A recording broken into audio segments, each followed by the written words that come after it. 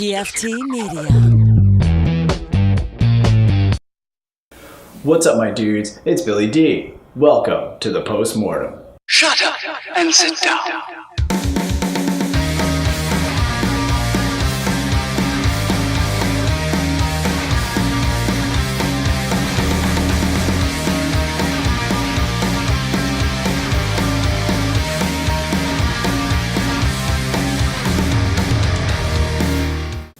Almost halfway there. Number 60. This might be one of, if not the greatest documentary I have ever seen.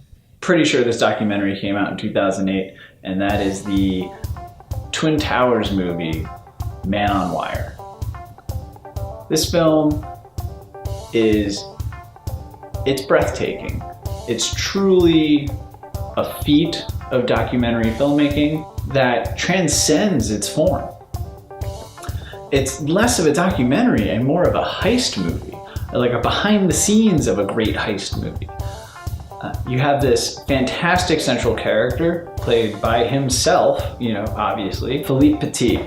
Philippe Petit was a street performer and mime in Paris, and one day he was at the dentist's office and he saw an advertisement in a Parisian newspaper for the opening of this grand spectacle, the World Trade Center. It was still being built at the time, and he just envisioned himself walking a tightrope across the chasm between the Twin Towers. And this movie obviously came out post 9/11, and it's one of the few films post 9/11 that deals with the World Trade Center, yet never shows the towers coming down. It only shows them being built. And to me, that's especially important. It's important because it celebrates, there's something great and quirky and weird that happened there instead of the tragedy that happened there. Philippe Petit is such a magnetic character. You just want to watch him all the time. You want to carry him around and have him perform for you, do magic tricks, juggle, fucking whatever. So he practices his craft. He's already walked a tightrope across, I think, a bridge in Australia, a cathedral in France, another cathedral in Germany or England. So he's done this a bunch of times, but never to this extent and never at this height. And so he puts together this team of outlaws and weirdos and other street performers and magicians, and they put together this plan to sneak into the World Trade Center and string a rope between the two towers, and he's gonna walk across it. It's pretty amazing. Robert Zemeckis turned this into a narrative feature starring Joseph Gordon-Levitt a few years ago, and it's a terrible, terrible movie. But if there's one thing that Robert Zemeckis excels at, it's creating visual spectacle and drama. And so I recommend watching The Walk, but only the last half hour, because that's a narrative version of what happened in this movie, Man on Wire. If you only see one documentary ever, make it Man on Wire. Number 59. If you're someone watching and you're on the fence about whether or not you want to pursue filmmaking as a career or any type of career in the arts, I recommend you stay away from any interview with Danny Boyle, the director of the next film.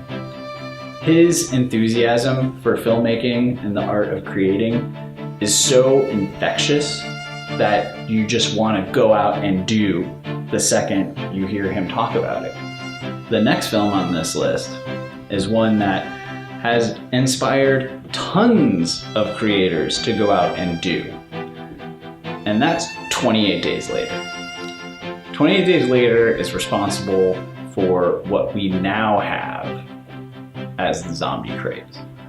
Yes, it was kickstarted by Romero back in the 70s, but 28 Days Later left a mark on the audience when it came out in 2003. It freaked people out. It was this awesome, handheld, cinema verite, By today's standards, the digital video that they used at the time to shoot it is really poor. Your iPhone now can shoot 4K video that's a million times better looking than what they had. But the film succeeds because of its acting, its writing, its soundtrack, and its subject matter. You know, it tapped into this very visceral fear that we all have of everything just coming to an end. And 28 Weeks Later is good too. Make it a double feature while you're at it. Number 58. Number 58 is a hard movie for me to talk about and be objective about. I really think that this next film is America's ultimate contribution to cinema as an art form. Anyone who's seen this movie has been affected by it in some way. That film is Steven Spielberg's, again, Jaws. Jaws is basically Steven Spielberg willed Jaws into existence. Almost out of spite. Nothing on this shoot worked. Nothing cooperated. The shark broke. It sank. It was a mess. And through sheer determination and will, he cobbled together in post and on set one of the greatest films in American history. Jaws is funny, it's scary, it's dramatic, it's got heart, it's got a good love story.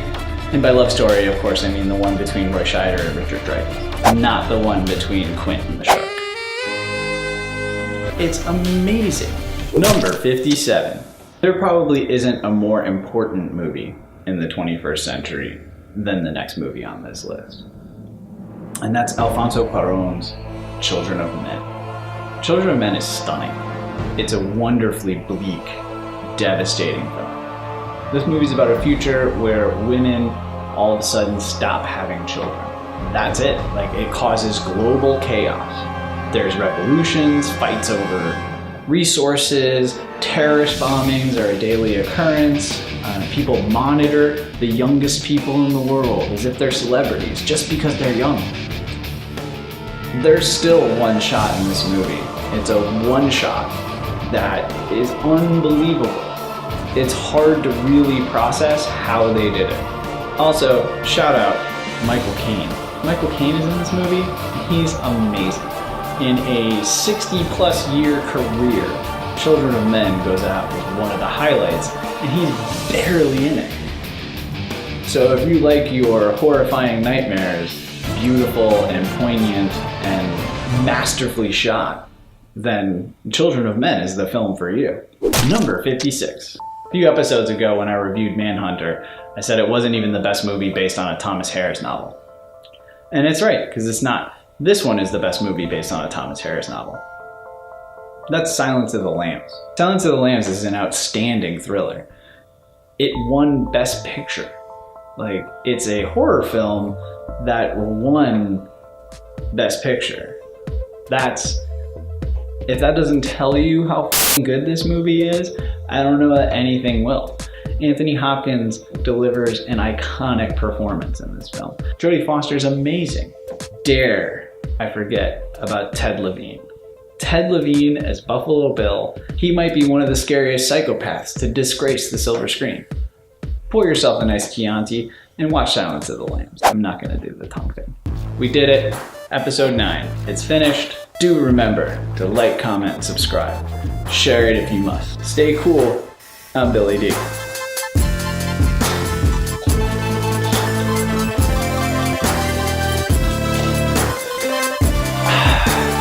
Brooklyn's best coffee.